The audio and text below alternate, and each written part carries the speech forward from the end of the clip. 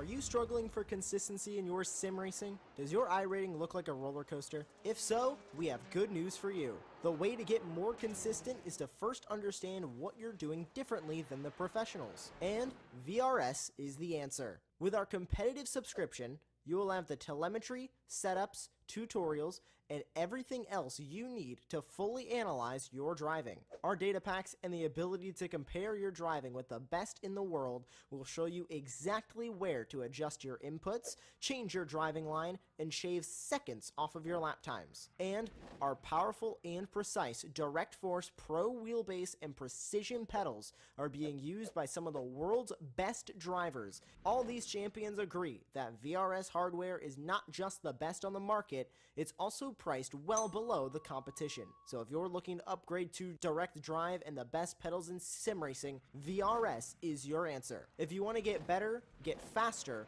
and make it happen sooner rather than later, you owe it to yourself to find out why so many people are switching to VRS. You'll be so glad that you did. Visit www.virtualracingschool.com and learn why the best use VRS.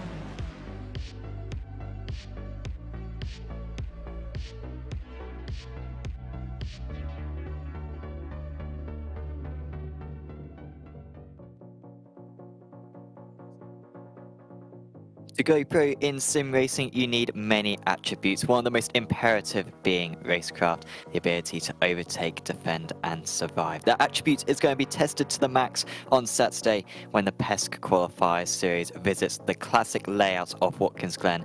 And in order to grant them some practice, this week we visit the same circuit for round 4 of the Apex Racing Academy Porsche Cup.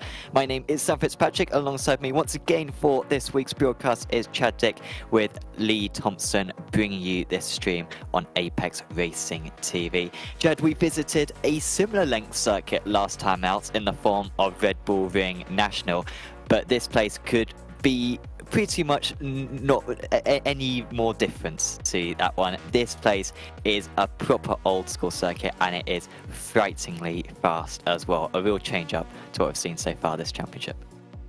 Yes, I consider this my second home track, the second closest to me living here in Connecticut. It's the mecca of racing for many here in North America, and I think we're going to be in for a real treat today. Lots of full throttle racing going on today. This is the shorter version of Watkins Glen, and I think we're going to see quite a lot of action going into the carousel, as well as turn 1. Those are going to be our primary points of overtake today, so it's going to be lots of non-stop action in front of us. It really is, and anyone who caught the racing around this circuit in the PESC qualifiers last year, because we're using the same schedule as it was last year as well, the racing around here was absolutely manic, whether it was in this series or whether it was in the proper PESC qualifiers as well. So competitive at the front of the field. There's only a handful of corners to learn around this circuit, 4 of them in reality, and even then a couple of them are fairly simple corners to maneuver, and so it's very simple for the drivers to get up to speed, and then after that it's all about your ability to use the draft to position your car in the perfect place in order to get to the checkered flag first. The drivers are currently out in qualifying, and we will have our traditional format for tonight with the heat format, the top 8 going straight through from each heat, and then the top 4 going through from the B final, and then we have the A final as well. And well, this is going to be the quickest qualifying of the season, Chad, because it's only about a minute long lap, and the drivers have 2 maximum laps that they can set in this 8-minute session. Yeah, better hurry up and get it done. Otherwise, you're going to be sitting around watching other people pass you by on the opening grid. So it's really critical to put down some good qualifying laps. I think the guys that are going to start up front, as we've seen in this series, are going to fare well because they can kind of control the pace and control the traffic behind them. Yeah, that really could be important. Whilst overtaking is going to be maybe possible around this circuit, so tricky to tell. A lot more possible than Red Bull Ring, certainly. With these draft chains, if you are starting further back in the order, it's not going to be easy to get past because the driver ahead of you is inevitably going to have the draft. Now, we're seeing one of the tactics being in use right now. Parker White, I believe, is sacrificing his first lap, just trying to warm up the tyres even more, and then going for the big second lap. Obviously, that is beneficial because that will get him potentially, might only be half a tenth, but that could be the difference for 6 places potentially. It is a bit of a risky one. It shows his confidence that he's willing to sacrifice his first lap, as the first few times are being set right now. Yeah, that's been a bit of the meta this season, is this sort of double warm-up lap in order to optimize your tire temperatures and pressures and make sure that you really can put down a fast qualifying lap. I can't say that I'm in that league where I can notice the difference if a double warm up or single warm up. But for these guys who are pushing 10,000 KI rating, every little bit they use to their advantage to eke out that last tenth of their lap times. And it is currently Matteo Cuenza who is at the top of this qualifying session, but you can see Michael Yanni there, who's been very strong so far this season. A fair bit back in second place. There are going to be some big improvements, and that timing board is about to change significantly. Give it about 15 seconds or so, and it will look nothing like that, because we have got a big field once again, over 30 drivers, and only a handful of them setting lap times so far. Luis Bellicki might be one of the first drivers to cross the line. Tiago Pereira will be fairly quick, and I'll try to speak you through it, but frankly, it's about to go mad on the timing tower, and it will just be a question of whoever can go top. Pereira goes to 4th position. What improvements behind Michael Yanni? Only to 2nd place, so Matteo Cuenza's first lap really holding on strong there. That is a fantastic effort from him. Daniel Sedgley, I think, crossing the line. He goes up to 4th position. Igor Kos could be dangerous in 16th 16th place. He goes up to 5th. I'm seeing some purple lap times from Parker White and from Julian Zeinheld as well. Joseph Saul moves to 15th position, but I think Zeinheld is going to be very dangerous here. One personal best sector, and he does go to the top. Does Parker White, apologies, and Zeinheld only enough for 3rd position, and a bit more of a field spread than I thought, honestly, Chad. I thought there'd be the top 10 separated by 1/10. Actually, White and Coenza gapping the rest of the field. Yeah, that being said, anybody who's putting down a 106 in this track configuration has really got the pace. That I ran a few laps in warm-up with these guys, and I wasn't touching anything close to that. So it really just goes to show you that precision and consistency is going to produce the fast lap times, and I think those guys in the top 7 or 8 or so have proven to us that those 106s are possible, and that's quite an impressive pace we're seeing here. Just saw Costa go up to 3rd place, Roma up to 4th, Hammer in 6th and top of the Pro-Ams.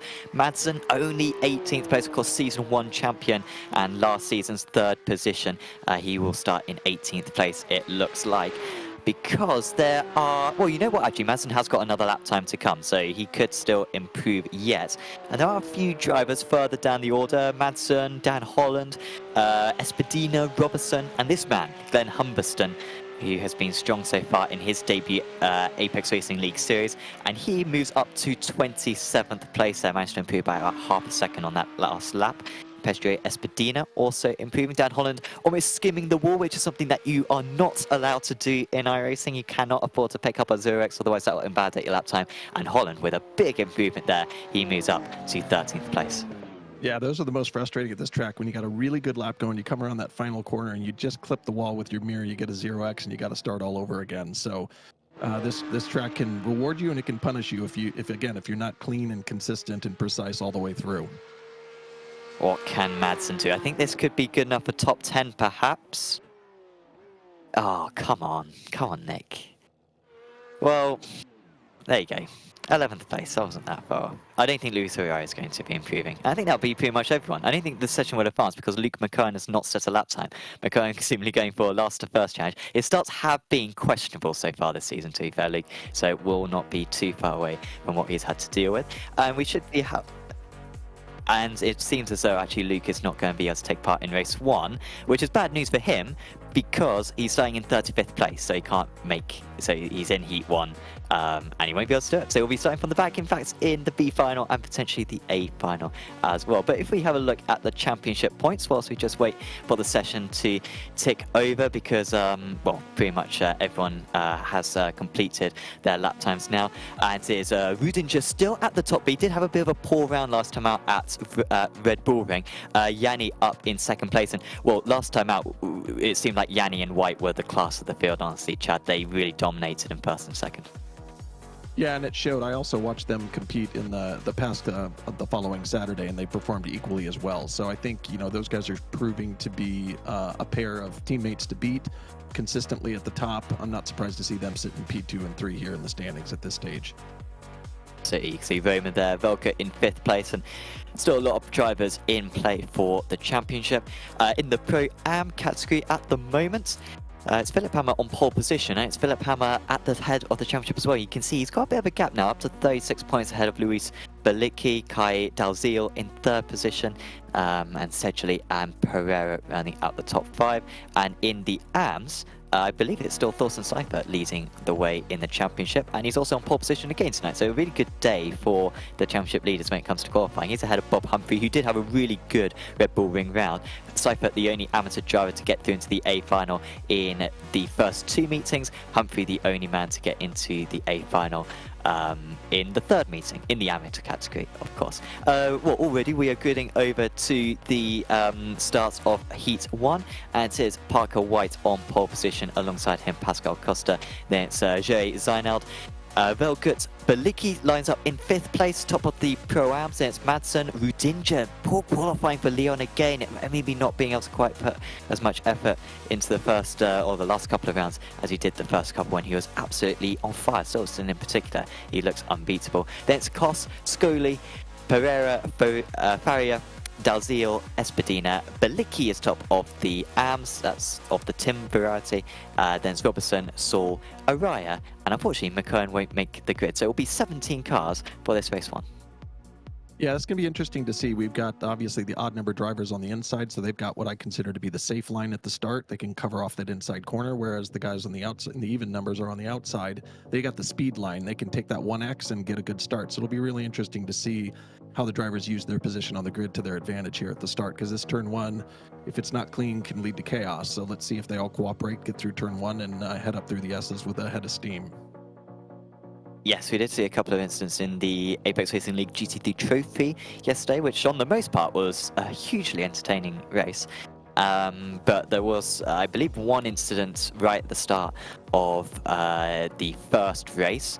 But fortunately, we've got about a third as many cars on the grid for this Heat 1, so it shouldn't be quite as problematic. Still, White just waiting for the likes of Madsen and Rudinger. Madsen obviously always takes all the time, but in fact he's actually got on the grid a bit early this time. He's got on the grid 10 seconds early, which is the earliest I've ever seen Nick on the grid. Let's see if it helps him from 6th place on the grid. But out on the front row of the grid is White versus Costa. The green flag is out and we are underway racing here at Watkins Glen. It's a fairly even start for the top four. Bit of a poor start for Luis Belicki, who might be dropping down the order slightly, and in fact there might be a move as well for Joey Seinel, who is just slithering his way past Pascal Costa through the first corner. White being able to make a break for it, already half a second clear of the rest of the field, as second and third almost make contact up through the S's for the first time. And in the wall as well for Joey Seinel, just falling offline ever so slightly, and that looked pretty heavy, and I wonder if that might well be steering damage for him. Yeah, I'll tell you, once you get through turns 3 and 4, that's where you need to sort of breathe an exhale of exhaust there, just knowing that you made it on cold tires through the top of the S's, because boy, a lot can happen. I think it's one of the scariest things in this car is to go full head of steam up through the S's on cold tires. Madsen just running a little bit wide, it looked like, through the carousel. I think he dropped one place after maybe gaining a place initially on the side. In fact, he's down 2 places. He's still ahead of Joey Seinel, however, who we wait to see if he has to come into the pits. I think his pace is all right at the moment, but it will certainly be costing him down the straights, and of course all the rounds this is the place where you do not want aerodynamic damage. So White leading the way, 4.5 tenths of a second clear of the rest of the field, so he hasn't broken the draft by any means. I think we'll have to really work for this one. Rudinger way off the circuit. It was a nice start for Leon, however he's given all those places up and more with that mistake. And also behind him, I think it may have been Kai Dalziel, who was also way off the circuit at turn 1. Yeah, it's a tricky place. I mean, obviously, you've got a lot of runoff space there, and people will use it either both for the pace or to save the car from oversteering. But if you go out too far, you can end up with a slowdown there, so you got to get back before the curve ends. This is going to be close now with Madsen sending it on the outside. He's making up places now. It's Nick Madsen. Dropped 2 places on the race start. He's got them both back now, but he wasn't quite able to get past Igor Kos as they take that incredibly wide line way off the circuit.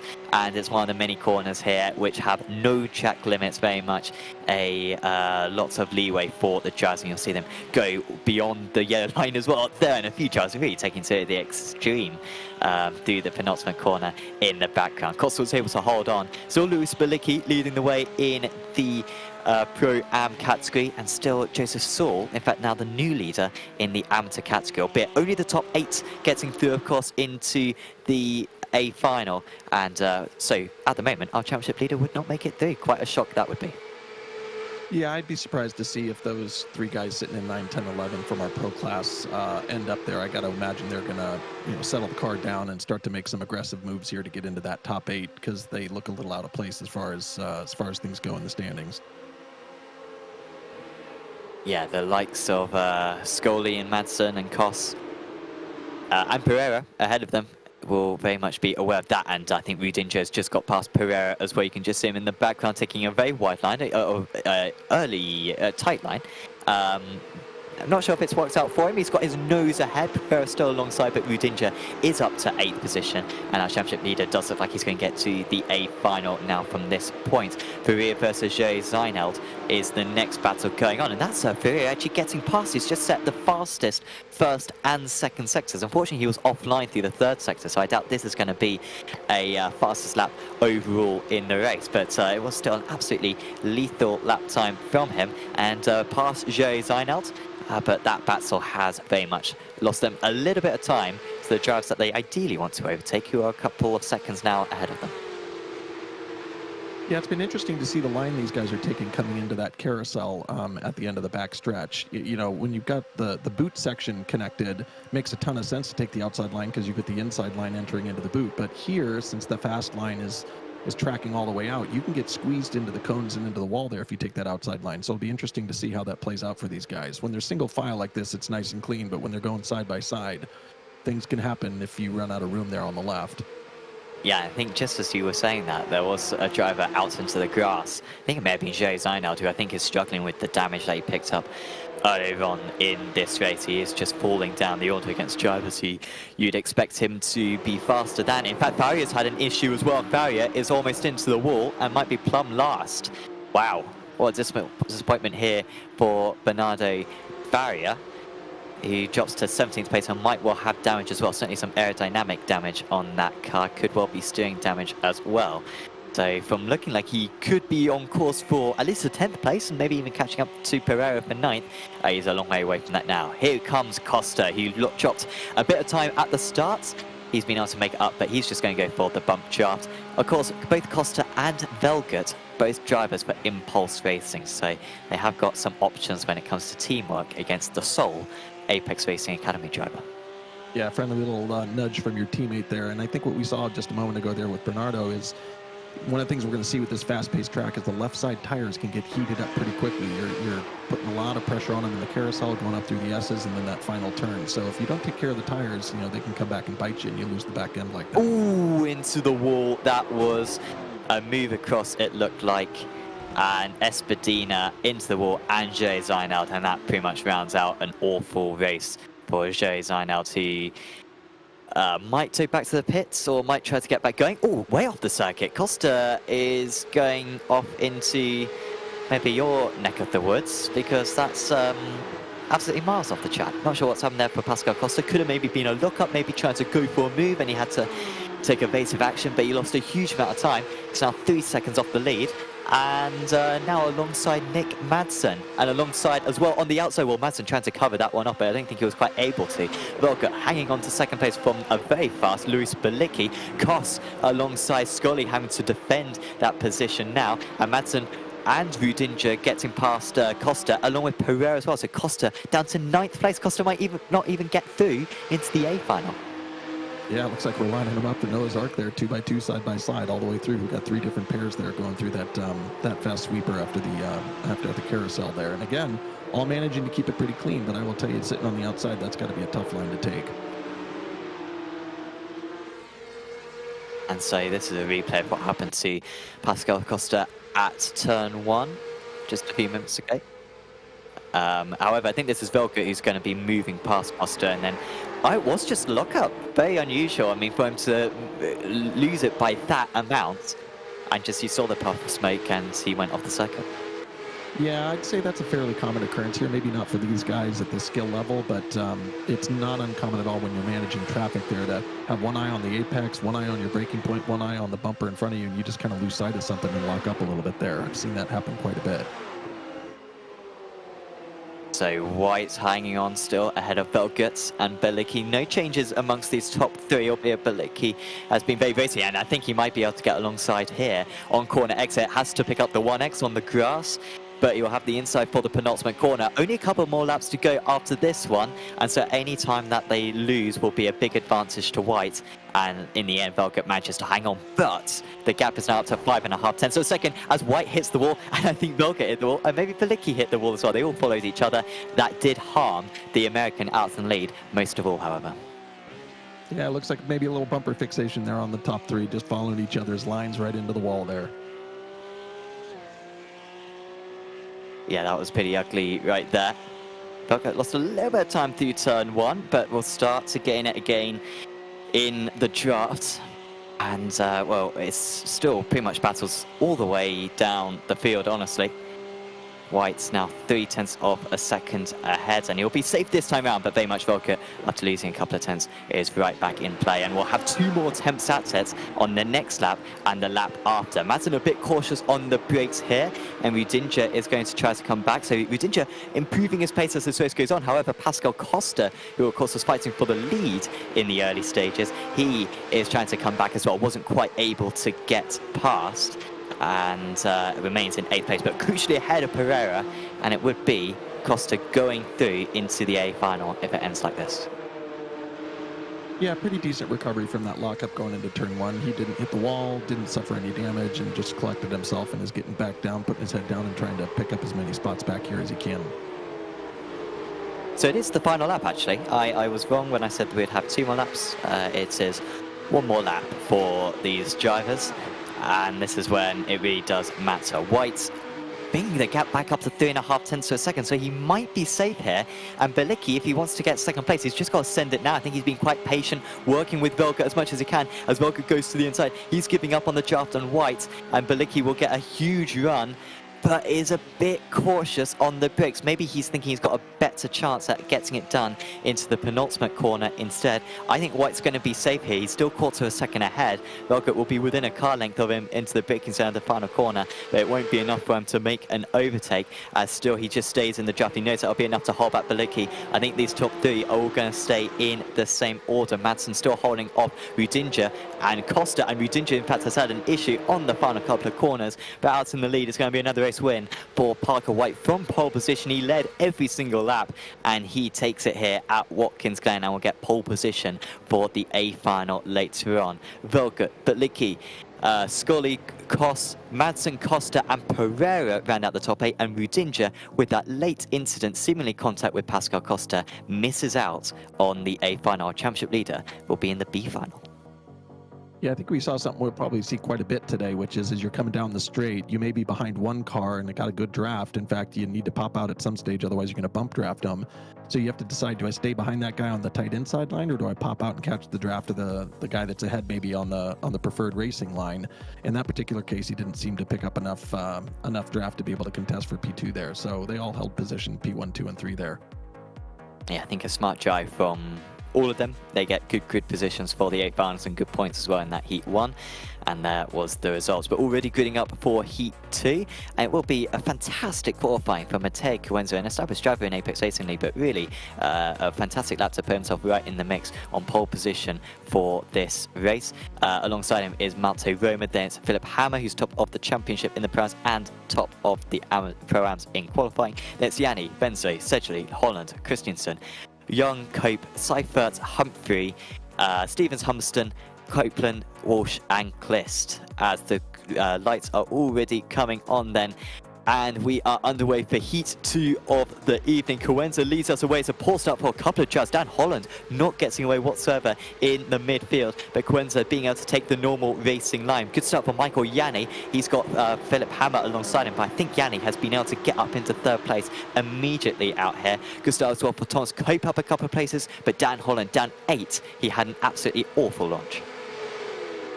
Yeah, it can happen. I watched the top split race the other day where one of the famous streamers just forgot to put it in 1st gear, released his clutch, and the car didn't go anywhere. So you got to really tick all the boxes in your pre-flight check to make sure you're all set and ready to go for that standing start.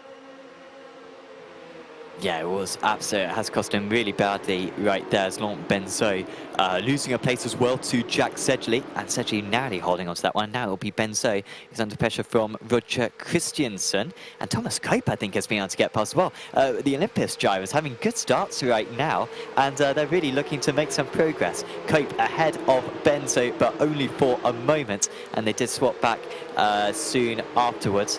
Still, he'll try to push it on the outside. Might be crowded into the wall. He's putting a lot of trust into his opponent right there. But fortunately, a car's width was left all the way. You can see, even up to 3rd position, the Batsling is absolutely furious as Yanni tries to hold off Philip Hammer. 2x2 into turn 1. Fiercely forward driver of Aidan Young in amongst that one. And that will be an incredibly tight pack as they go up the straights. As these two have been absolutely glued to one another. Michael Yanni, over 9k iRacing, but Philip Hammer is putting it right to him right now.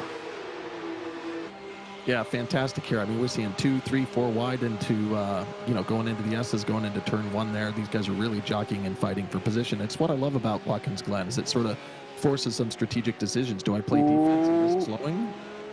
Or do I, take the fast line? And I think this, there's 2 or 3 corners where we're seeing that play out here.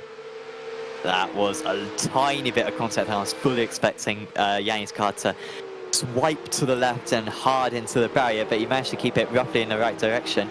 and it was Sedgley who was able to gain a place. Looks like he might even gain 2 places as he has to go super defensive. This will allow Yang to absolutely sprint away from the rest of these drivers, and I think any one of about 4 drivers. Oh, we got a driver into the wall. Fortunately, they don't bounce back onto the track, and that is Thorsten Seifert, our amateur championship leader. He does a very nice J-turn, but I think with damage, he will have to come back to the pits and will most likely finish his race in last place. But Benzo tries to challenge him for that now, because he's the next driver who ends up in the wall, and it's a very similar instant of just a quarter panel sliding into the left, and big contact and big damage once again. It's unbelievable. It's almost like synchronized swimming. It's feel like we saw two exact sort of track re-entries there to sort of 180 degree, you know, spin the car and just recover it as it goes. That was really impressive on both of their parts from not making it worse than it could have been. Oh, it's almost the same again. It's happening so much where it's 2 drivers alongside one another. The driver on the outside slightly behind, and the driver on the inside understeers ever so slightly. The top 3, dare I say, is quite a boring race. Everyone behind is fighting for every position. Aiden Young is up to 4th place. He's up 5 positions, and now they're alongside behind him into the final corner. A bit of contact. I think that was a poor exit for Philip Hammer, who somehow lost time in all of this. Also Christensen, and I think it's happened again. That's the exact same instant as what we saw before. It's another driver into the wall, and this time that was Bob Humphrey, who's 2nd place in the amateur championship. So our top 2 in the amateurs, both having an absolute mare of a time, and Humphrey slowing because he's got damage, and I've got Holland as well, who has also made contact. So after a very calm race 1, it's all kicking off in race 2, and it's happened again now, and it's gone on the back straight this time, and that is Aiden Young this time, involved with Thomas Cope. Yeah, that one looks like a little more typical Watkins Glen, you know, kerfuffle coming out of the S's. We usually see a lot of that stuff, but I think what we're seeing today is they're just really fighting for position in the 2 or 3 corners where you can manage to try and set up and overtake, and it's just you know, it's just tight racing, and unfortunately not working out in a few instances. This is a fairly wide circuit. You can fit a lot of Porsche Cups, but at the moment the Gyro's very much struggling to fit 2 of them along the circuit. And it means that Cuenza leads the way by 8 tenths of a second. He's comfortable. He's got the pace on Roma, even though Roma's got a bit of the draft. He's not catching at the moment. Yanni in a distant 3rd place. He's having his most boring race probably of the year. Philip Hammer has been able to get back to 4th place. He started 3rd. I think he dropped as low as 8th, but he's back up to 4th now. Sedgley in 5th, who managed to somehow get through all that. So, same with Christensen. And Tom Stevens is having an absolute awesome time. Jay Walsh as well, having an amazing race. However, they are being caught from behind by a few other drivers. Also being caught is Philip Hammer, who we're riding on board with at the moment, because both Sedgley and Christensen getting close to him on the brakes. Tom Stevens, though, keeping up with these guys. This would be by far Stevens' best result of the season so far. Yeah, we're seeing a nice race develop here between P4, 5, and 6. They're obviously well within the 8-car cutoff line, so probably just jockeying for position in the next race if they can hold station here. Meanwhile, the guys behind them, Stevens and Walsh, probably happy to find themselves inside the cut, and but under a little bit of pressure from behind. I'm pretty sure Stevens will be the most cautious out of these guys. I think Hammer, Sedgley, and Christensen have all made the A final on multiple occasions, but this would be a first for Stevens. Only Humphrey and Seifert, the only AM drivers to have got into an A final so far this season. Meanwhile, Christensen ahead of Sedgley now. Yeah, just saying the fastest first sector of anyone on that last lap did Christensen. It's not going to be the fastest this time because of that overtake. And yeah, it's well, we'll resume this battle undoubtedly at the end of the straight, albeit I think Sedgley just giving Christensen a bit of a pump, realising that he's not quite got the pace. I think behind that, Jay Walsh is currently in 8th place, but he will be wishing that this race was a 6-minute race, because I think he'd be 3. Well, he would have been 3. Unfortunately, it's not 6 minutes, and he's now got 4 minutes of hell to hang on to this place against Copeland, Young, Holland, and maybe even Humberston as well.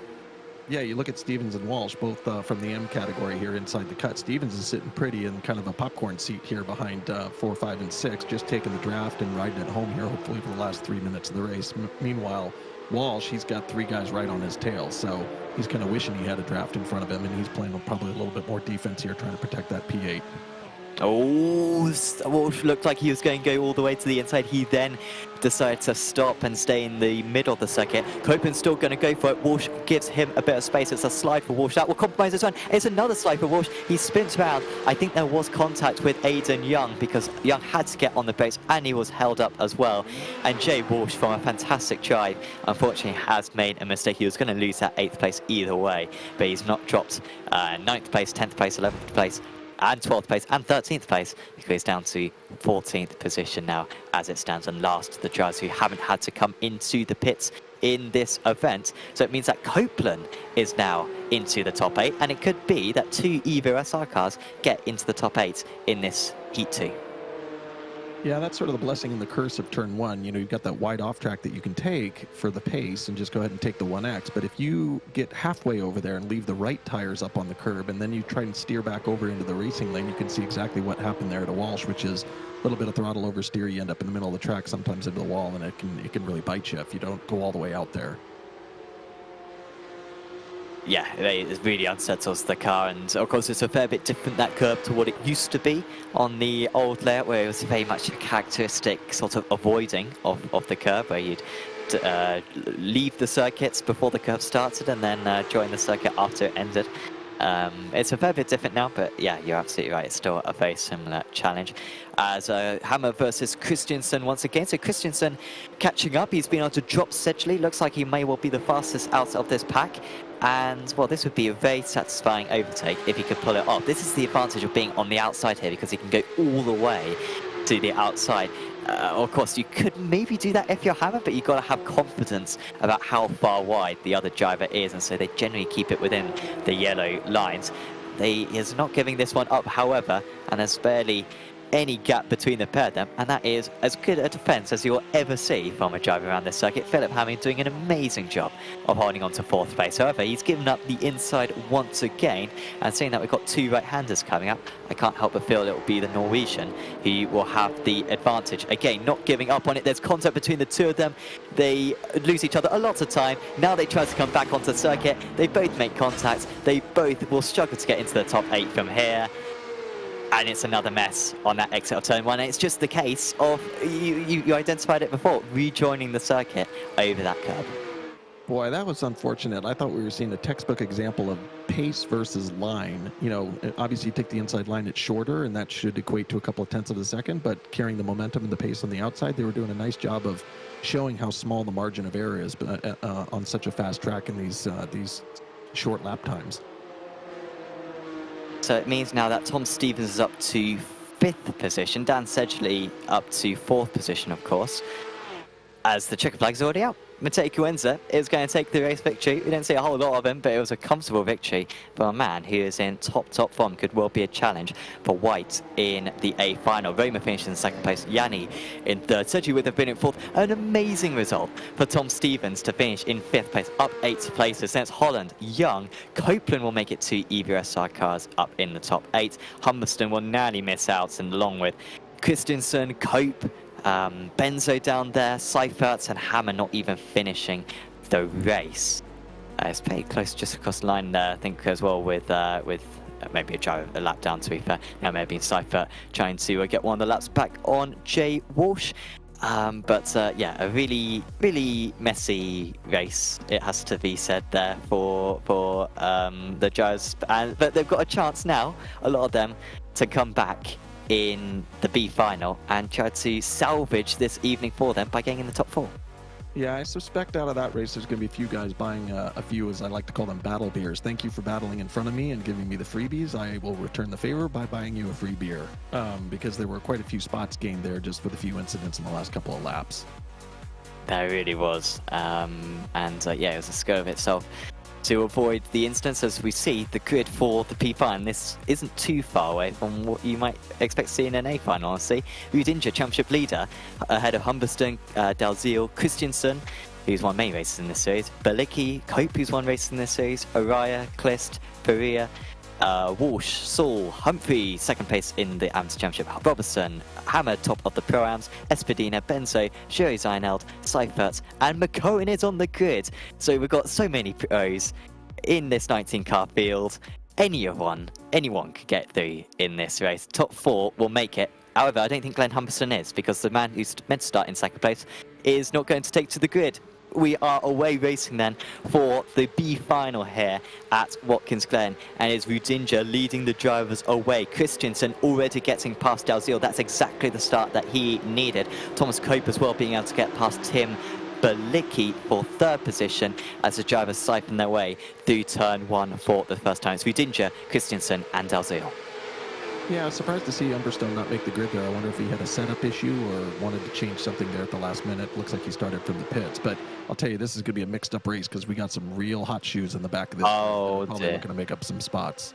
Already there's an incident at the back. I think that may have been Cypher and Robertson. Cypher may well be losing the Amateur Championship lead tonight with how this absolutely wretched evening has gone. Wide is Luis O'Raya, who suddenly comes back onto the racing line. Unfortunately avoids too much contact. Oh, we've got another crash. Wow, that would be a broken neck in real life. And a couple. And we've got a crash as well just underneath us. Thomas Cope has been involved in it. He was trying to get past Kai Dalziel, but Cope has gone off into the wall, and I think that will be the end of his day. Big disappointment for Thomas Cope, who is always a driver who's got the ability to finish up in the top few places. So that leaves pretty much 13 remaining for the rest of this final. Crucially, Luke McCohen surviving out of that one. He's up to 12th place. He's up 7 places, our highest gainer. However, he is already 4.5 seconds off the advancing places. Well, we got 12 and a half more minutes of racing, so a lot has happened in the first minute and a half. Who knows what could happen in the next 12 minutes? But I got to think if you're sitting in Luke's shoes, having started dead last in this grid, he's probably pretty happy that he's already made his way almost halfway up through the grid.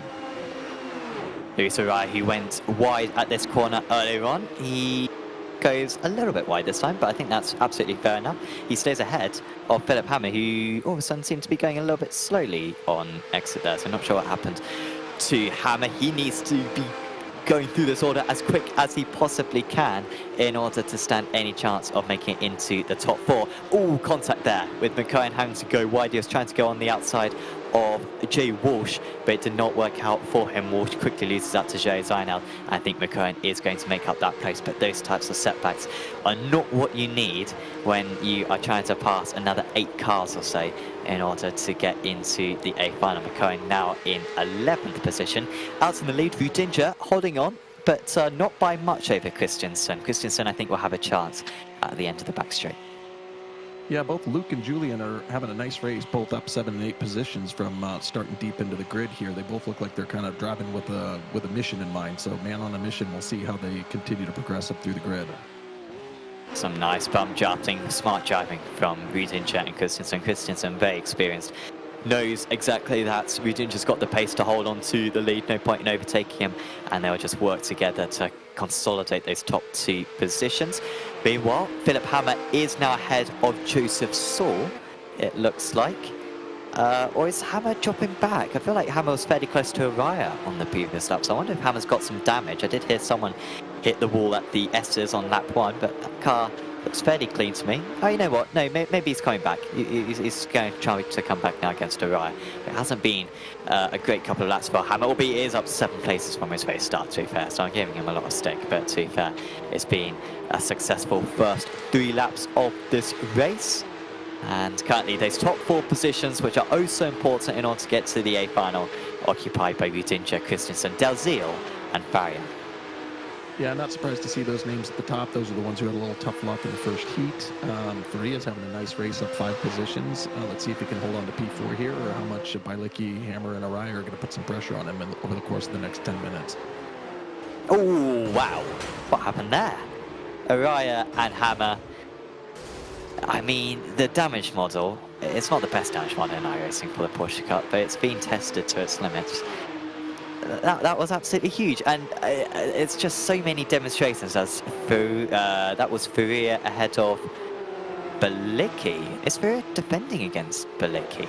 Maybe he made a mistake in the second sector, so the amateur trying to get past the pro. Yeah, it seems like whenever we visit this Watkins Glen circuit without the chicane, it really does demonstrate exactly why the chicane was put in, because that is an incredibly fast part of the circuit where a lot can go wrong. McCohen up to 7th position ahead of Joseph Saul.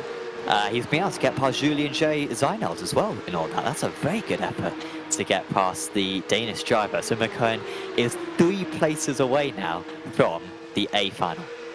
Yeah, 3 places in 3 seconds. How much can he make up here in the remaining 9 minutes of the race? If I'm Faria, I don't know if I can see him in my rearview mirror, but he's got to be hearing footsteps back there. I'm wondering, I got to maybe get in front of Kai Dalziel here to give myself a little bit of insurance, or hope that the guys behind me can play some good defense.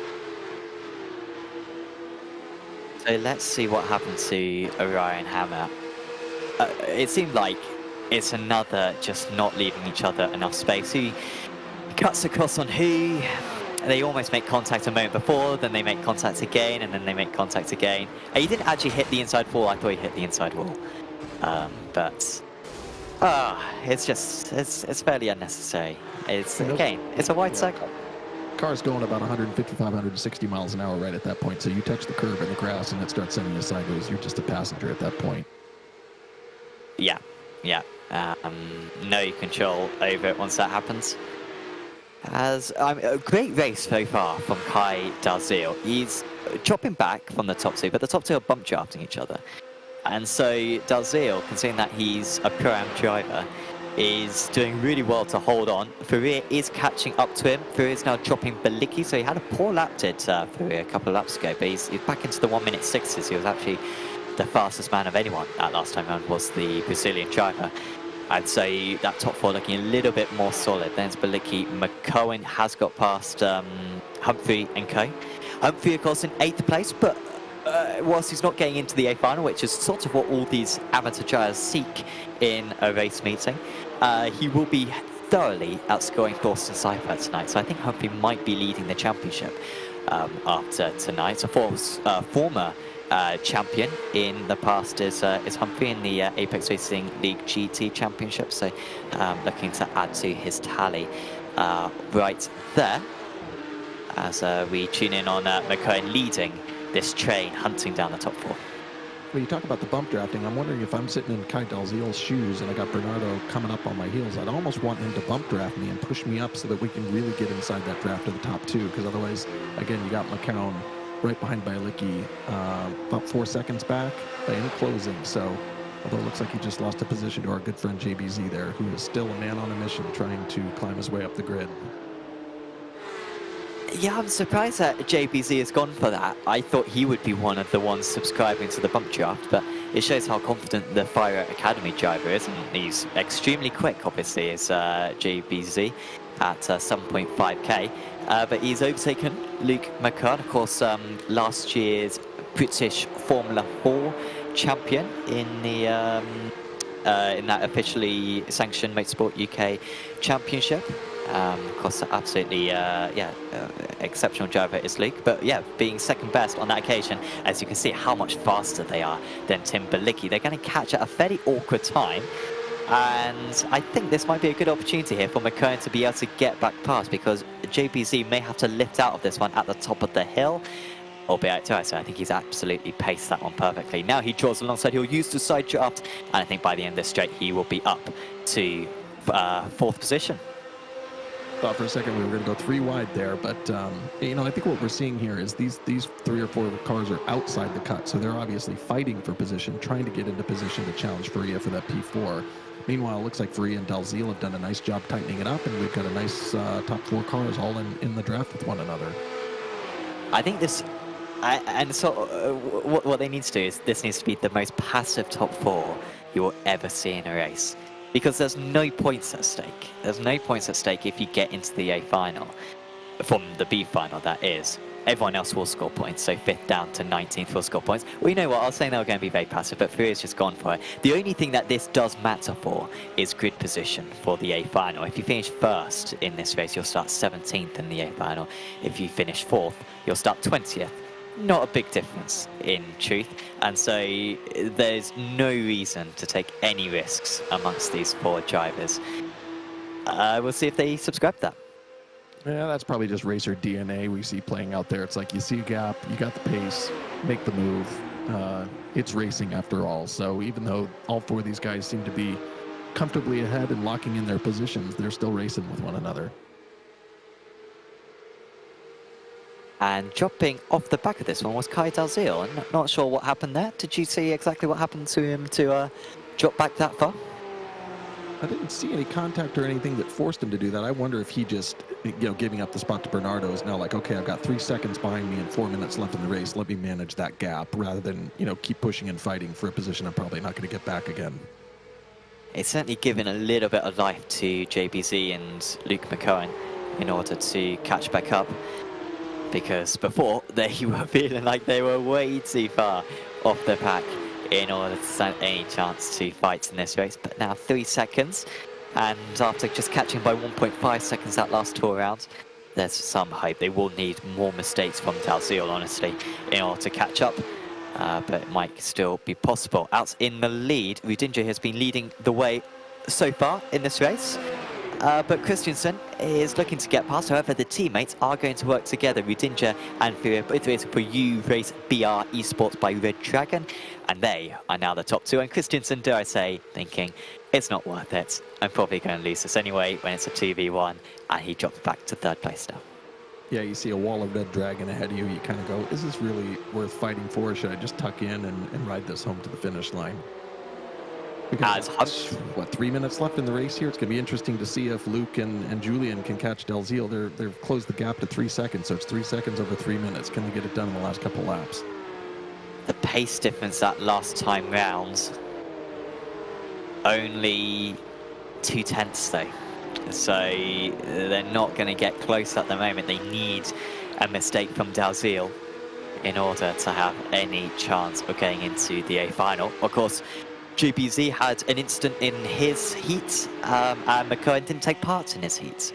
So that is why they started at the back in this race, as McCowan has had enough. He's going to go back past and probably just thinking about getting the 5th position, honestly, from this stage, because I think that's going to be as high up as he gets. In the background, Belicki fighting Humphrey. This would be top of the amateurs in this race. 2 amateurs did get through earlier on, though, which were his teammates, Humphrey's teammates, Stevens and Copeland. Both managed to get through for EvoSR. Humphrey will be championship leader after this round, potentially, but will not be getting through. However, he is ahead of Tim Belicki, so an extra point for him being scored right there in 7th position.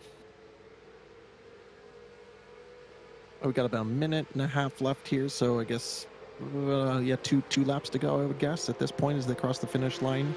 Again, we see our top 3 here kind of running away with it. Dalziel in defensive position, and then Luke and Julian 3 seconds back. You're right. I think the math is going to start to work against them here. So probably just want to make sure you don't make a mistake and end this race prematurely at such a late stage. Yeah, I think that's all you can do.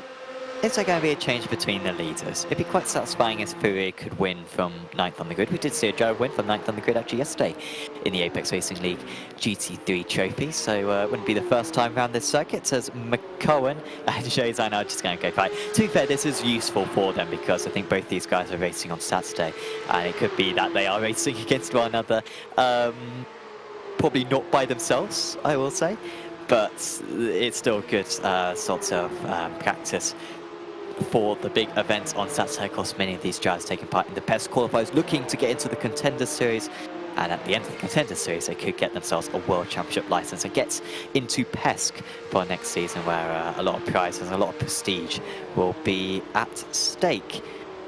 Final lap of the race, the white flag is being waved furiously, and this is probably the most likely battle to change, honestly, to the checker flag. Yeah, that little world champion icon next to your name on a grid is certainly a coveted accomplishment for this elite class of drivers. So I'm sure they're all working hard to put themselves in that kind of position. Is there going to be? Oh, look at this, Christensen! All of a sudden, he got a bit interested there, to Christensen. I honestly thought you would be just settling for 3rd place, but I think from this position he is going to have to, because Rudinja has the lead, as he has done for the entire race, honestly. He's been bump drafted pretty much every lap, but no one's really tried to overtake him. Honestly, Christensen was bump drafting him earlier on. Furia, no interest in overtaking him, and so quite a comfortable win for the German driver, the championship leader, going into tonight, and he will get into the A final. He manages to win the B final ahead of Furia, his teammates Christensen and Dalziel. good effort from the Canadian. McCohen does miss out from last on the grid. It was a good drive up 14 places. Humphrey, along with all the other AMs, miss out as well. Only 2 out of the 11 getting into the top 20 tonight. And yeah, in the end, the top 4 just drove that race smartly, Chad. I had a team manager once say, teamwork ends when you're sitting P1 and P2 on the final couple laps, fighting for that podium. As long as you both finish P1 and P2, I don't care what order. Well, in the end, it was Rudinja who held on to the position. And yeah, we'll take a crucial, well, maybe crucial. You may think of that in 17th position for the A final. As the final couple of drivers cross the line, and we'll be able to go through your final finishing order there for this B final. And it was Rudinja ahead of Ferrier, Christensen and Dalziel, McCohen, Joe Zeineld, Humphrey, Belicki of the Tim variety, Saul, Walsh, Klist, Hammer. Good effort there from Hammer to get back out on circuit too. He had an absolutely horrible day, but he finished in 12th place. Then was Uriah Robertson, Espadina, Cope, Benze, and Cypher. He was amateur championship leader going into tonight. Penultimate position tonight because Glenn Humberson was the only man behind him. And well, we're just going to go to a quick advert whilst we wait for the final race to kick off. We'll be back with you in just a moment on Apex Racing TV.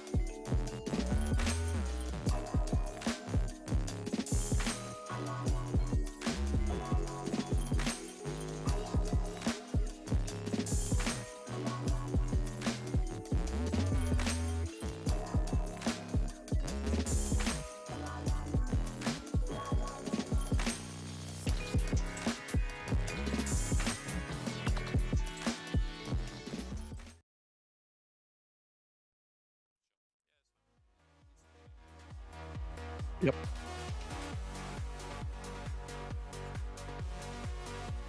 So welcome back to Watkins Glen. We're just a minute away from the A final. Of course, big thanks to SDK Gaming and to Apex Racing Simulators for supporting us on Apex Racing TV, and of course SDK providing the most accurate live timing in iRacing.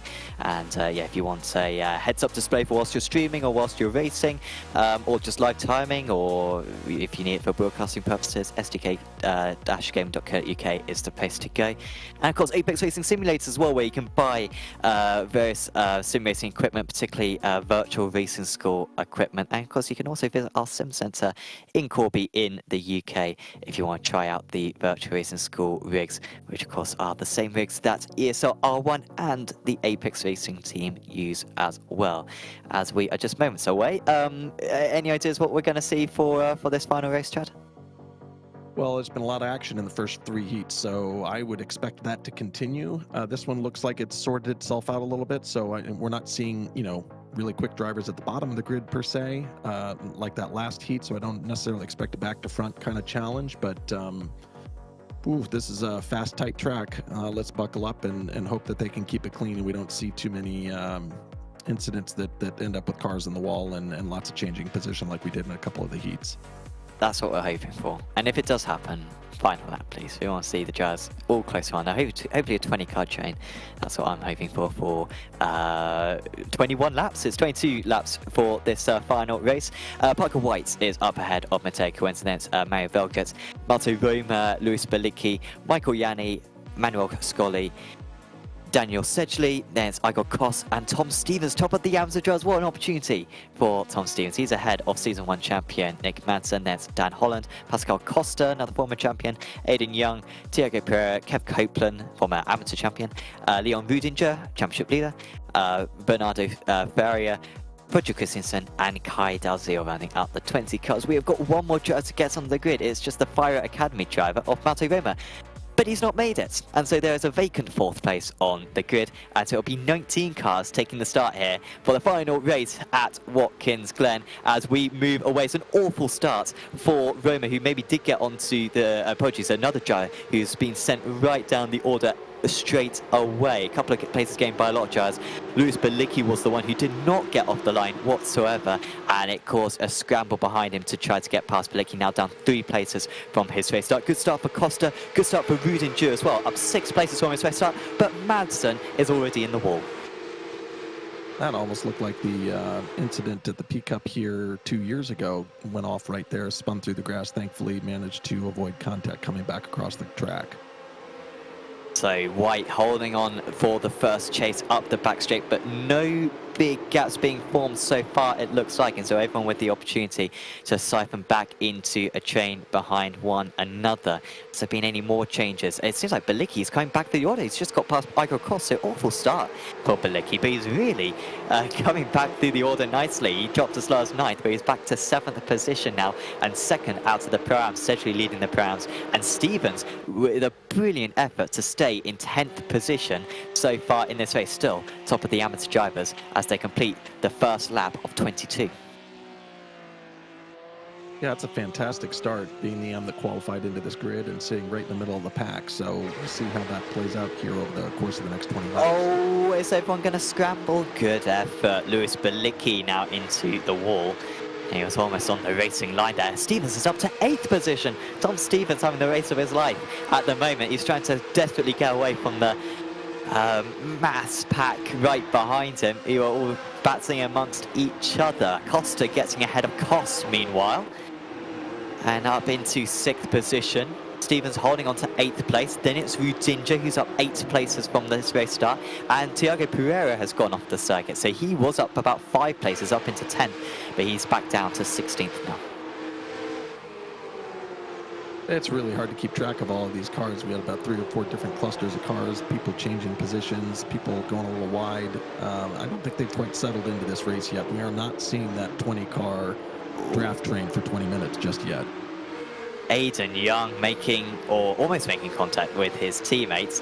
The fiercely forward driver dropping a huge amount of momentum, and despite not being a complete spin, he still lost about 5 places due to that, although he's done well to hold off Pereira, who had his own spin earlier on in that lap. So Lewis Balicki, the only driver back in the pits. Everyone else, or a lot of other drivers, have had contact, but they're still battling at the back of this field as we have a change for the lead. Matteo Chiuenza is now at the head. Michael Yanni's moved up to 3rd position now from 6th on the grid. He's been able to get past Mayo Velgert and a couple of others as well. Of course, Roma dropped back because of his didn't start the race, and of course Balicki dropped back because of his incident as well. So yeah, Yanni up into 3rd position and could maybe catch up to the top 2. I say maybe, I think it's almost certain that he will catch up to the top 2. So maybe the top 5 I think could battle. Pascal Costa a bit detached in P6 as it stands. You know, that almost looks like strategy and teamwork going on there between White and Yanni, because White, instead of fighting for holding on to the lead, just kind of tucked in, took the draft, and now he's got his teammate right behind him. I wouldn't be surprised if we saw these 2 bump draft, either to help separate from the field behind him or to move up and put some pressure on Kunzer. Seemingly been impulse racing on a couple of occasions, having the advantage so far. So now, of course, in the B final, it was U-Race BR eSport by Red Dragon, having those 2 cars at the top of a race. And I think that could well be decisive. It is a horrible position to be in when you are battling 2 drivers, because once they get ahead of you, it can be almost impossible to overtake. You can make it through, right? Like what that is Sedgley is trying to do at the moment. Apologies, that's Kai Dalziel for fiercely forward. Oh, bit of contact. I mean, that's the boot layout that almost all 3 of them took right there. I suddenly had a sudden panic that I'd been commentating on the wrong track, but that was exceptionally wide. Dalziel down to 16th place. I think that was contact with Tom Stevens, who drops down to 11th. And I want to say Daniel Sedgley and Bernardo Ferreira both gained out that one, and Leon Rudinger They are now up into the top 10, and we've got to drive into the pits now as well. That is Malte Roma, who started in the pits, and dare I say, if he's fed up enough, he might end in the pits as well. Oh, that's the worst feeling as a driver when you come through that final turn and you just get the oversteer and you end up right back in the pits. You're like, oh, just painful. I suppose if there's any consolation, you're in the pits with damage. He might have a speeding penalty as well, I imagine. Or So, an unsafe pit entry, depending on how strict the, yeah. that's so true. Yeah, can you get that on top of one another? He might be held for 1.5 minutes. Well, he's coming to a stop. He's very much so. He's got one of those penalties, and seeing that he's got a faster pair, he's in the pits a fair bit longer than what you'd think. I'd be quitting if I were him right now. Albeit, to be fair, Luis Bilicki is back going again, so if he does quit Roma, Bilicki would be able to pass him. Good effort from Bilicki, who is a lap and a half down, to be resilient enough to continue and try to finish this race. Top 5 are very much a train now. Coenza down to Scully, and this is a bit of a train as well. Tom Stevens was as high as 8th, he's dropped back to 11th. He's got Dan Holland next up behind him. Holland gesturing to the inside in that purple livery, and Stevens fairly generous to give him the inside. And once one goes, a lot of them can go. Young is the next to be passed, and next up will be Kai Dalziel, who I think Stevens may have made contact with a couple of laps ago. He'll be trying to make it a second fiercely forward driver to get past him. Meanwhile, White has spent enough time in second place. He wants to get back into the lead, and that's what he's going to do. He's back past Matej Coenza.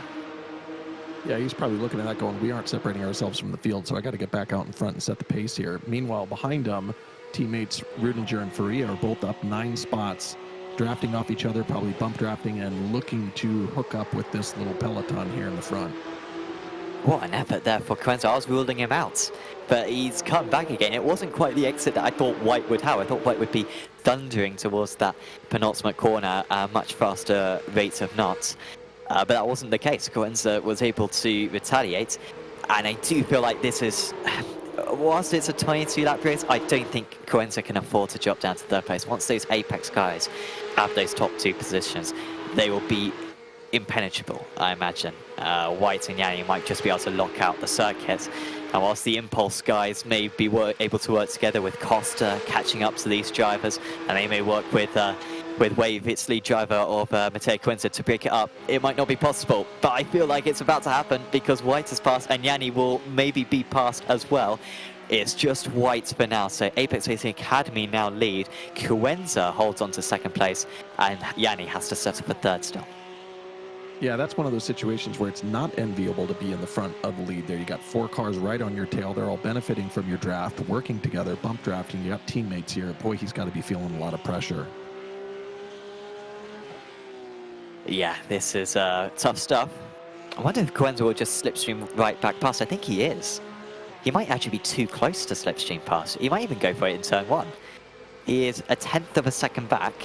I think he lifted out down the straight in order not to go for it. We could see a change of position or change for lead potentially every lap to the end of the race from here on in. And whilst it is a nice draft train at the moment, you don't want to be outside the top, certainly 3 going on to the last lap. So whilst it might be quite passive for now, at the halfway stage, the drivers will undoubtedly get a lot more aggressive. It's going 2 by 2 now. Yanni at threat of losing 3rd position, and White at threat of losing the lead as well. Coenza's already demonstrated how strong he is at going on the outside of the penultimate corner. Let's see if he can do it at the carousel as well. It looks like he might just be 2nd best this time, unless he's kept part of his car alongside, which I think he has not quite done. And so White will be able to take the normal racing line. As Yanni sends it up the inside, he has to leave space, does Coenza, but again he holds on the outside of the penultimate corner. It's White leads Coenza, leads Yanni. Yeah, playing offense and defense at the same time there at Coenza, but I think what we saw in that last lap was really smart decision-making. Instead of pressing into turn 1 and forcing the overtake there, which would have slowed him down through the long straight, he waited, got a good run, almost made the move. As we saw, though, it's really tough to pass on the outside of the carousel.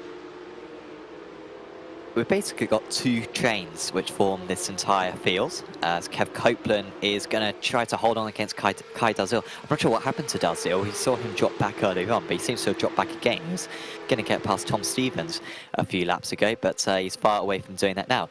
Now this is interesting. White's just given up the inside to Matteo Cuenza. Maybe he feels more confident on the outside of the carousel. But yeah, like you said before, it hasn't so far been especially successful because the outside for the penultimate corner is almost the better place to be, as Yanni was millimeters away from making it 3 wide. You know what, this time Cuenza wasn't able to get it done, so I don't know. This is what why these drivers do these races. These top 6, I think, are all racing, or top 7 even, might all be racing on Saturday, and this is the best way to practice the racecraft against drivers from various different teams, and they are acting as though this is the big race on Saturday, and knowing exactly what to do and when to do it as we move on to lap 10 of this 22-lap race. That's one of those instances where you almost wish you were a little fly on the wall of team comms, and if they're together coordinating on a comms channel. Just, are they working together? Because that sure looked like Yanni and White were positioning their cars in such a way to put maximum pressure on Cuenza going into the, and we're going to see it again here. So it'll be interesting to see if this is deliberate and intentional, or are they just being opportunistic? Ooh, are they going to make contact here? They are running a risk. Of course, this is a European server that we're running this on, and so an American versus a European does always run the risk of a little bit of netcode, but they both managed to survive, and still Cuenza has spent this entire race up in the top 2, and he remains in the top 2. He is not letting Michael Yanni pass if he has anything to do with it. Meanwhile, Velka still ahead of Scully and Costa. Scully did a very good job at holding on against Costa because he was sort of boxed in a bit going into the carousel. Yanni's gone for it at turn 1 this time. He's not even going to wait for the carousel, and now this is White's opportunity to give his teammate the draft, but Mario Velka is going to be catching up to these guys incredibly fast. He might be able to make it 3 wide. He might be up at second place in a moment. Well, that's almost the opposite of what I was saying before, where it's just 2 cars going through turn 1. Smart to kind of wait on and try and make the pass here on the on the end of the S's, but in that case, he had a teammate ahead, so I think he knew if he compromised his inside line, he could use the draft to pick the speed back up. Oh, it's 3 wide. Yanni's been able to get 3, but being forced up there was Velka. Oh, he couldn't do anything there, could the Impulse Racing driver. I don't think he did one thing wrong, but he just didn't have the overspeed to get clear going into the corner. And once he was on the outside 3 wide, there was really no hope for him to hold on to those positions. So Yanni up to second place, Cuenza still third, Scully up into 4th ahead of Velgut, and Costa and Kos remaining in 6th and 7th, and Rudinja and Feria are almost onto the back of these guys. So it's not quite the 20-car chain that I was hoping for, but we have got a 9-car chain, and then behind that we've got pretty much another 6-car chain. So it's not a bad A final when it comes to racing. There is Daniel Sedgley, second place out of the Pro-Ams, currently Kos leader of the Pro-Ams as it stands, and still Tom Stevens leading out of the amateurs. He's just got his teammates Kev Copeland, the only other amateur in this 20-car A final. I mean, of course, this is an individual driver competition with 3 different classes, but we also have team racing going on here, and I think we're seeing that on display here with 3 of our teams working together. We got Parker White, Michael Yanni, and P1 and P2. We got Mario and Pascal and P5 and 6 from Impulse Racing, and then we've got Leon and Bernardo, who have, as you said, kind of quietly crept into this fight here, and we've got a 10-car train here almost, all in position to try and snag a podium over the last 10 laps. And if you are in 9th position at this point and you want to get a podium, you've got to start making moves now. You can't leave it till the last couple of laps. So you've got to start getting yourself into those top 3 places with a couple of laps remaining. And we do see now, are the Apex guys impenetrable, or can Cuenza be able to lodge that Porsche Cup car into the top 2 positions? Look like he got a good run out of turn 1 there, so let's see what happens here on the long straight. Yeah, Yanni being saved very much by the draft from White ahead, but of course once he gets a certain distance down this straight, he has to make a decision to bump draft or push, and there goes the easy move for Cuenza. So much more overspeed, despite the fact that they caught the race leader fairly late in the back straight. Cuenza on the outside, but again it hasn't quite worked out for him, and Yanni remains in 2nd position, and it'll actually be Scully, the Argentinian, who's the most likely to make a move. Well, that's a textbook example of teammate versus adversary. So obviously, Michael Yanni decided to stay tucked behind and bump draft to keep his teammate moving forward, whereas Quenzer moved to the outside, but then he was faced with, a wall of air and the longer outside line, wasn't able to get the pass done. So it'll be interesting to see if that keeps repeating itself as they go in through the carousel. I said that Scully was most likely to make a move. He was actually the one who was overtaken into the penultimate corner. Mario Velgert up to 4th position. Velgert down 1 place from his race start, but a fairly quiet round so far for the former race winner in this series. He might well be showing his presence a bit more now. A larger gap for White. That's great news for Yanni because he won't quite catch in time. As here comes the move from Velgert. He's going to squeeze the 3rd place man of Quenzer all the way to the inside. He wants to box him in as best he possibly can. And now there's contact. Quenzer's off the circuit and he's going to be into the wall as well. He couldn't quite keep it going. And one of our big hitters, the former leader in this race, and the man who's spent this entire race up in the top 3, is into the wall and back to the pits. That's our first casualty of the former top 9 pack. He was kind of all alone up there racing by himself without a teammate, and he had 2 sets of teams really fighting him for position. I think that's just, at some point in time, that's just too much for one person to handle when you're playing offense and defense against 4 different cars. And the top 4 now making a bit of a break for it because everyone else behind is battling. I think they'll quickly realize that they have a common enemy in this and start to follow in behind. So Mario Velgert now leads this chain a bit. I think that's a bit of a mistake there from Velgert, and that's going to harm his run. And he does really need a nice bump draft from Farrier in order to help him get back that momentum and catch up to the rest. Now he's into the wall though. He's really not helping himself at the moment, is Velgert. And Farrier's had enough of watching the man ahead of him make mistakes, and instead is going to try to move up into 5th position. Farrier, by the way, started this race in 18th place. This would be for 5th if he could pull it off, but he can't, and these guys are losing a huge amount of time, and they really do need to sort out who is going to go ahead, because it's now 1.5 seconds between 4th and 5th. Well, Farria's been following his teammate Ridinger for most of this race, so his tires are probably in really good shape, and I wonder if just his teammates, they decided to let him go through to make the first attack, and then Leon can save his tires a little bit, drafting behind his teammate, and see if they can continue to move their way up the grid, because they're both up 10 and 12 spots respectively at this point, so a heck of a drive by that team. Aiden Young just having to turn out of the final corner ever so slightly in order to avoid contact with Daniel Sedgley, who has been leading this second group for a while in this race. And yeah, Sedgley still leading ahead of Young, and then Christensen, and then Pereira rounding out the top 12. Yeah, we've obviously got a couple of AMs in this this final here, but if you look at how the leaderboard is stacking up here, we've got a train of our pros up front, and then we've got a train of our pro AMs in the middle, and then a couple of folks bringing up the rear, but really good quality racing here. The ARA admins doing a brilliant job at setting the classes. As always, as Young is up into 9th place, he has been able to clear Daniel Sedgley, first forward ahead of Olympus Esports now. Roger Christensen will be next to potentially make the real Sedgley, but I think all these 4 are very evenly matched. Christensen, of course, having to progress via the B final in order to get into this race. He started down in 19th place. Wasn't quite able to follow the U-Race BR Esports by Red Dragon drivers of Farrier and Rudinger, who he started directly behind, but he has still made up 8 positions himself to be running in 11th place as it stands.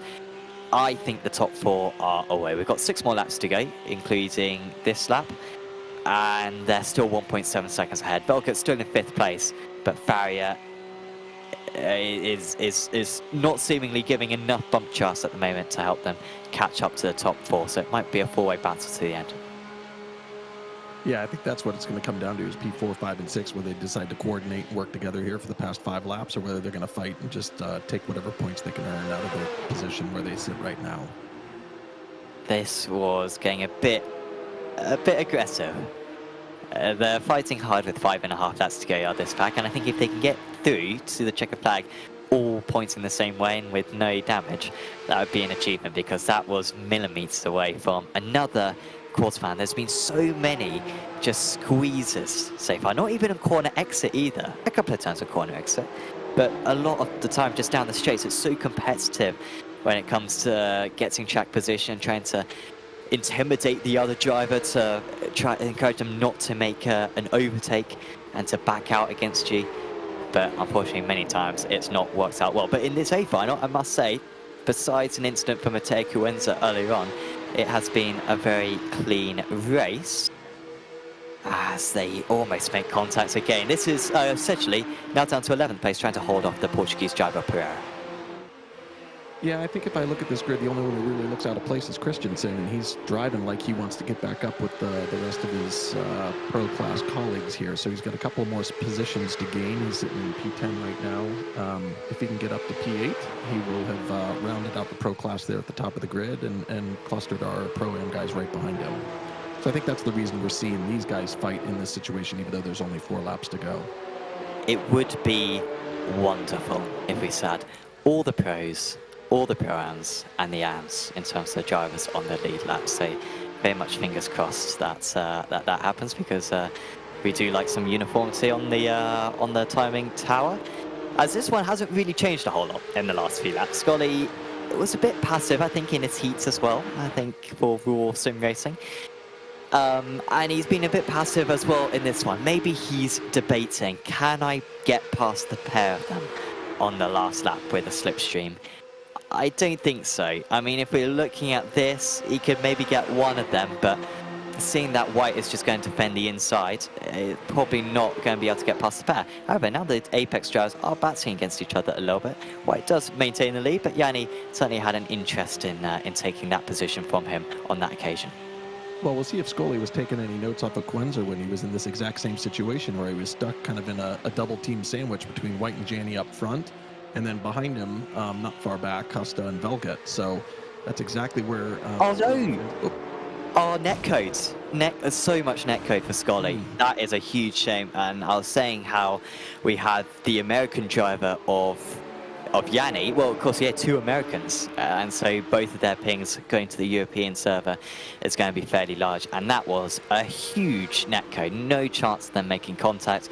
Yanni was leaving a car in a bit's width for his rival, and that's just a bit of unluckiness in the sim racing world. Yeah, whenever that kind of stuff happens, I have to remind myself, oh, I just blew an oil line. Just make it some kind of a real life excuse, because, you know, it hurts. It hurts when you realize that it's a, you know, a digital mishap. So Velget has got away slightly from these guys. Velget's only a second behind the leaders now, so great effort from Mario Velget. It's going to be really close as to whether he can catch up by the end, but we've only got 2 more laps to go, so he needs the top 3 to start battling hard in order to be able to make up that 1 second gap that he's still got a deficit of, as Aiden Young is still the leader of this pack, but you can see Daniel essentially, who was leading it for most of this race, has been able to get right back onto the rear of these drivers, as the outside move now for Roger Christensen with that Valkyrie X-Type livery. He wasn't able to do it, and Aiden Young hangs on to 8th position, one of the biggest improvers of any Apex Racing League driver, honestly, Aiden, over the past 6 months or so, and he's showing all that improvement right now. Here was the netcode, nowhere near one another, and off into the wall he went.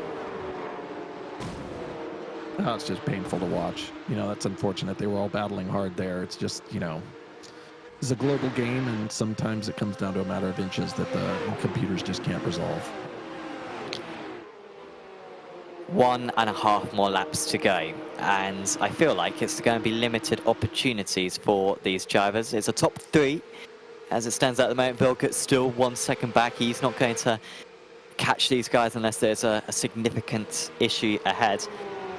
And Pascal Costa, who's not necessarily going for the championship this season, he can throw caution at the wind. He can just go for this now. Admittedly, White and Yanni, whilst they are going for the championship themselves, they will not be too upset if they get involved in a crash. They want to win this race more than anything.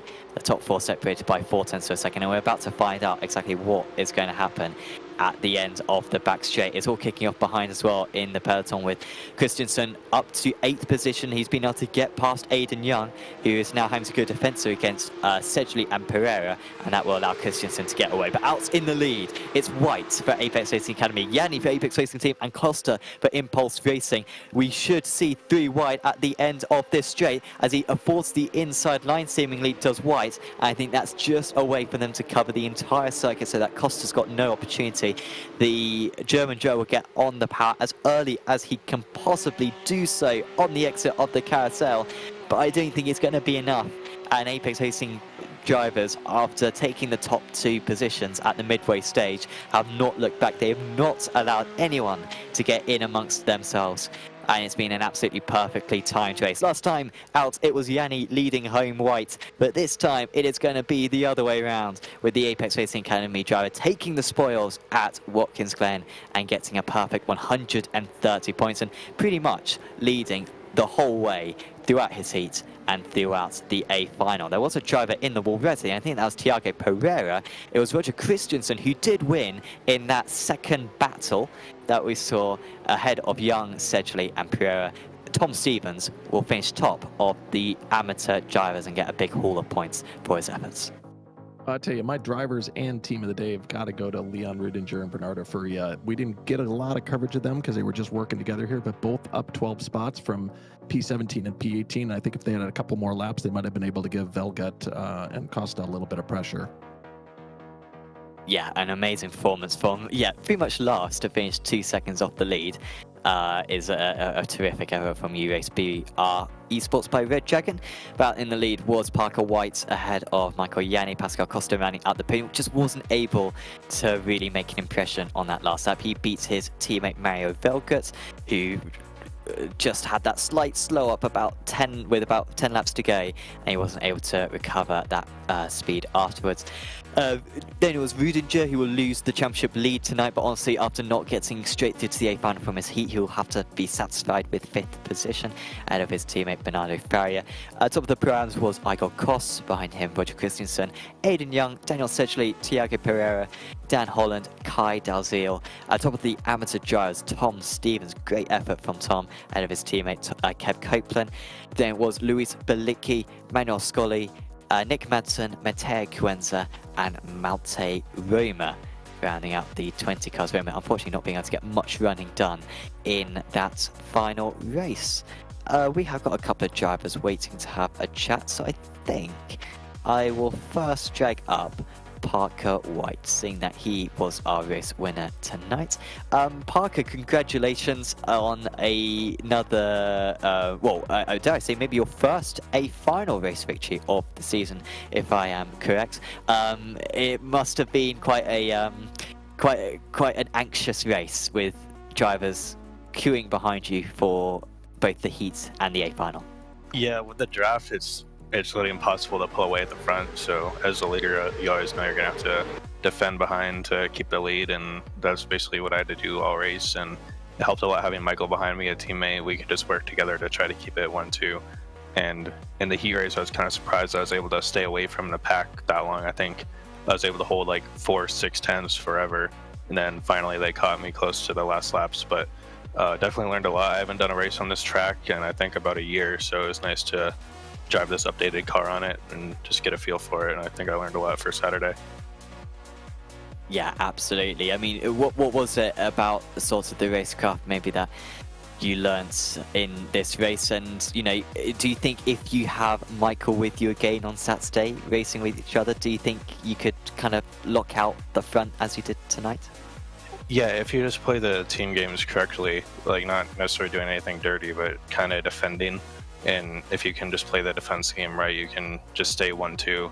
And I think I learned how to position my car to where I can just kind of keep us 1-2, especially on the backstretch. The draft is so big that just everybody gets such huge runs. And I think if we could just do basically the same thing we did today, we'll be in a good spot on Saturday. Of course, you've had a good championship so far in the qualifiers, as far as I'm aware. Is it a bit of a... more going into Saturday, can you lose more than what you can gain? Because I feel like with the pack racing so close, you would love, of course, to have a race win, but am I right in thinking that you would be quite happy with maybe a 5th position just to get in the points at a dangerous round of the championship, or is it the same aim as always to finish on the top step? Yeah, I think any round at top 5 is optimal, especially around like this where it's so easy to crash out or just get put in a bad spot.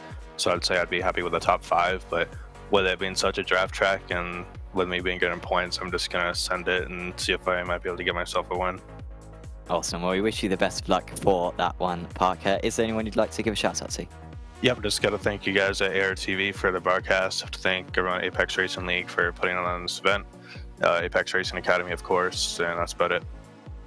Awesome. Well, thanks for having a chat with us, Parker, and best of luck for Saturday. Thank you. Parker White there, our Heat 1 winner and pole sitter and a final race winner. It's probably could have a Grand Slam or something to his name after that. Chad, who would you like to drag up and have a talk with? Well, let's bring in his teammate Michael. I've got a couple of follow-up questions given what he said there to see how they were coordinating. Michael, congratulations again on a P2 today. This is the second week in a row we get to speak with you. You and your teammate Parker putting on a good performance here. One of the questions we had for you guys is how much of the coordination we saw between you guys coming down the long straight was planned and deliberate versus opportunistic? Because it seemed to us like you guys were working together but taking different lines and positions depending upon the circumstances. So can you talk us through a little bit how you guys were working together there? Yeah, absolutely. Well, first of all, I got a shout out to Gordy Much, if you know who that is. He's like basically given us the not only like in-voice comms suggestions on what we should do, but just like outside of that, he's given us a lot of racecraft knowledge.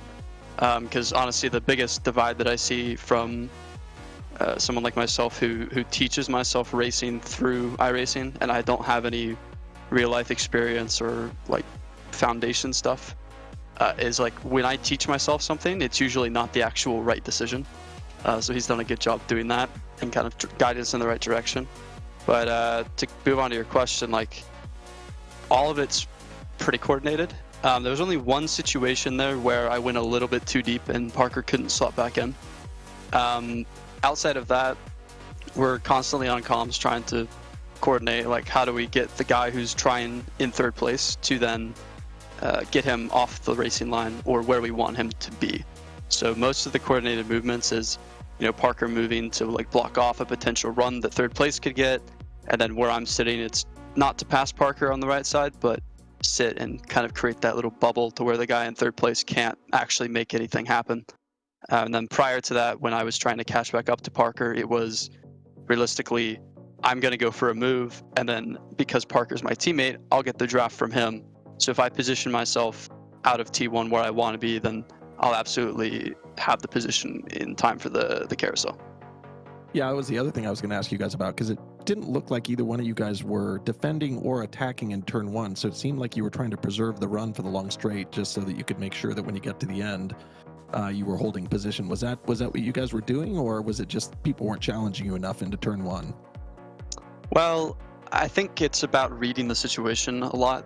There was a few moments where somebody maybe looked like they were going to have a move, but for the most part, like I had a couple situations today where I was too wide through the S's, and it's not fun. It's ridiculously hard, especially on the right side line through the left-hand part of the S to actually keep it out of the wall. And I'm sure you guys saw that a few people weren't so lucky with that. So yeah, I think most people wanted to use that draft, position their car on the straight, and then overtake potentially into the carousel rather than T1, because a lot can happen with T1, and if you don't get a good run out of there, you could lose maybe 2 positions instead of just 1, because everyone is so tight in that draft train. Yeah, although I will commend you guys all that we didn't see too much carnage coming up through the S's, so it seemed like you guys managed that traffic quite well, even though it can be a little sketchy there. Do you lift when you're on that right-hand line coming up through the S's, or are you able to hold it full throttle and just sort of pray that you make it through without hitting the wall? Well, the first time I did it, I was actually braking because I couldn't make the corner. And then the second time I tried to just modulate the throttle, but ended up just completely sliding, so I'm going to have to go back to the drawing board on that one because I'm not sure yet what the best solution is going to be. So next week we're off to Nürburgring. Anything you're going to take forward from this experience that you had today that will be useful to you at the next race? I think car positioning here, because the draft is so strong, you really get a lot of opportunities to defend and attack. And on a track like Nürburgring, where there's a lot of switchback potential, two wide situations, you really have to know where to place the car and to give yourself that advantage, either overtaking or defending. So I think that some of the lessons here, especially with kind of boxing people in, making sure that we can keep 1-2, I think that's going to be quite helpful next week, especially if we have to move through the field at all or we're defending at the front. Well, you already gave your shout out to Gordy, but is there anybody else you'd like to thank who made today possible for you? Sure, yeah. So, of course, all the guys at ART, everyone who supports me, and then special shout out to Luke, because he unfortunately had to go to dinner and then tried his very best to get through the constellation, but couldn't make it. So it is what it is, but you know, he tried his best. We figured it was some kind of a real world interruption, but you know, everybody's got to eat, so I suppose he prioritized the right things. I don't know if he would agree with that one, but yeah, definitely interesting priorities for Mr. McCune. Hopefully it was a 3-star Michelin meal somewhere, right? I would hope, yeah. If it wasn't absolute, like, very good food, I wouldn't have gone to dinner, I'm gonna be honest. Stay hungry, my friend. Well done. Well, congratulations on the P2. You guys are certainly putting on a good show, and good luck on Saturday in the next race. Cool. Thank you, guys.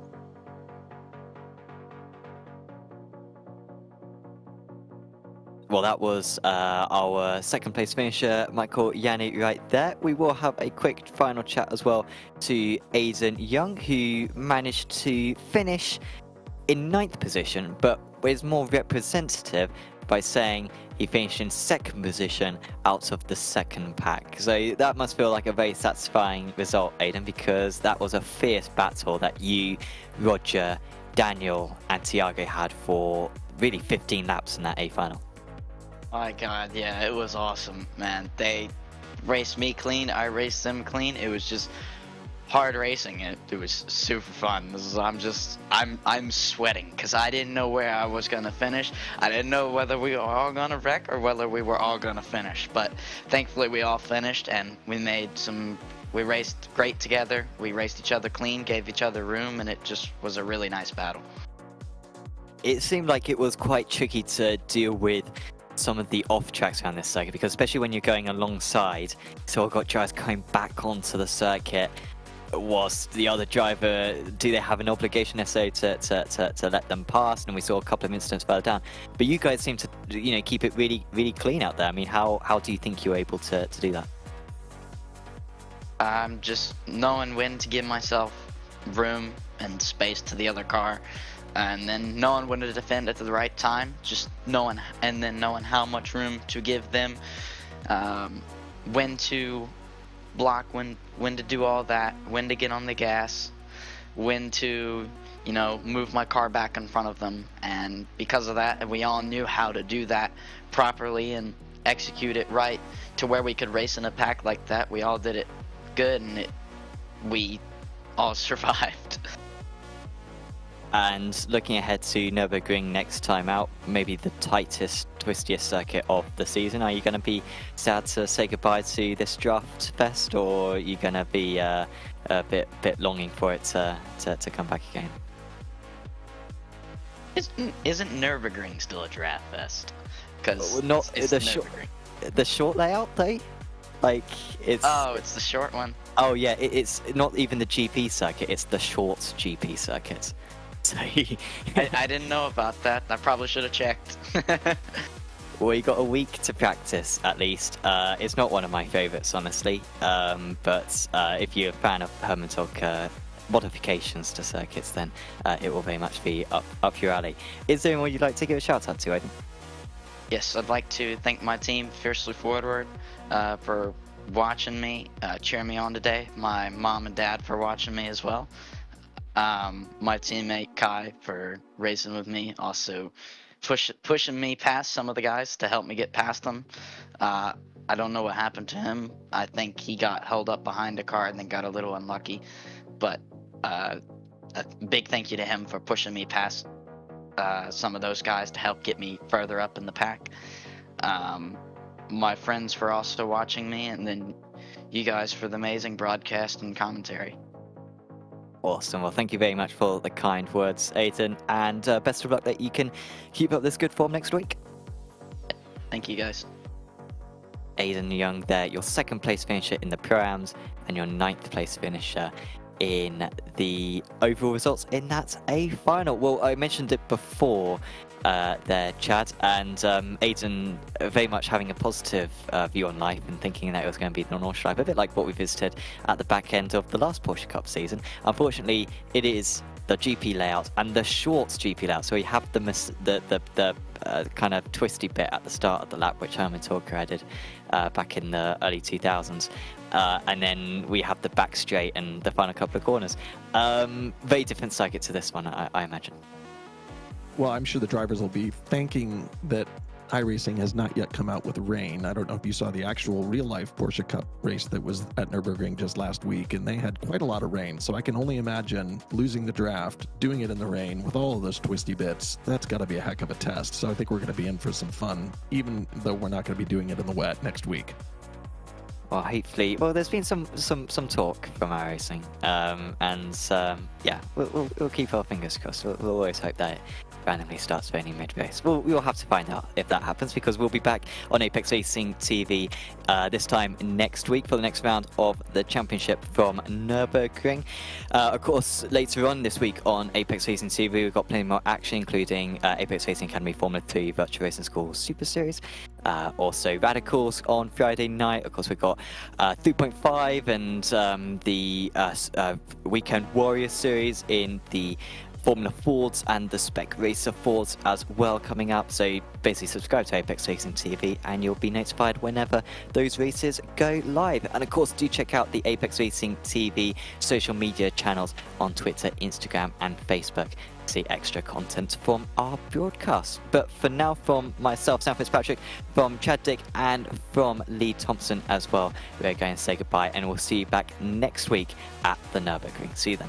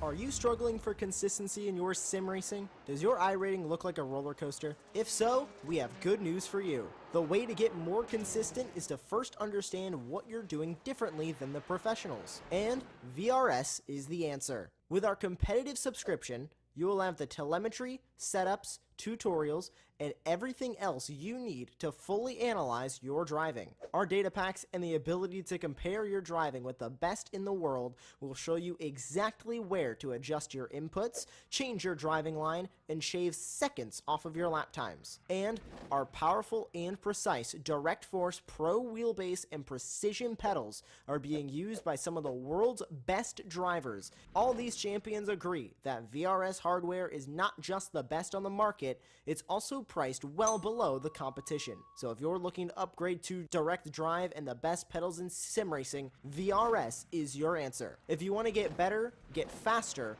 and make it happen sooner rather than later, you owe it to yourself to find out why so many people are switching to VRS. You'll be so glad that you did. Visit www.virtualracingschool.com and learn why the best use VRS.